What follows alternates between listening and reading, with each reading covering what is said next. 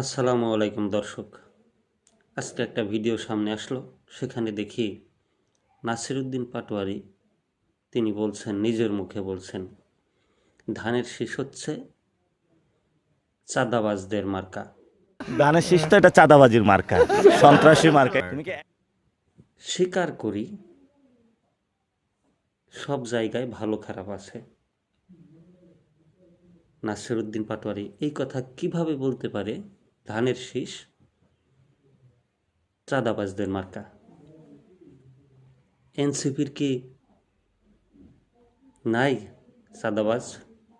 বাসায় গিয়ে 10 লক্ষ টাকার উপদেষ্টার কোনো এক উপদেষ্টা, নামটা মনে নাই, উপদেষ্টার কথা মতো গিয়ে বা উপদেষ্টা জড়িত ছিল ওই 10 লক্ষ টাকা আনার সময়, সেই ছেলেটা কিন্তু স্বীকার করছে পরে একটা ভিডিওতে যে বাসায় গিয়ে 10 লক্ষ টাকা এনেছিল। সেটা কি হাদিয়া ছিল না সাদা ছিল?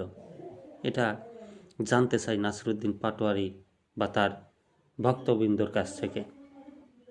অবশ্যই কমেন্ট করে জানাবেন যে আসলে শুধু সেই 10 লক্ষ টাকা না, সারা দেশে কিন্তু ব্যাপক হারে চাঁদাবাজি হয়েছে, ব্যাপক হারে ধরাও পড়েছে, হাতে নাতে পুলিশের সোরপোত করা হয়েছে, গণধোলাই খেয়েছে, শাপলাকলির লোকজনই ছিল তারা।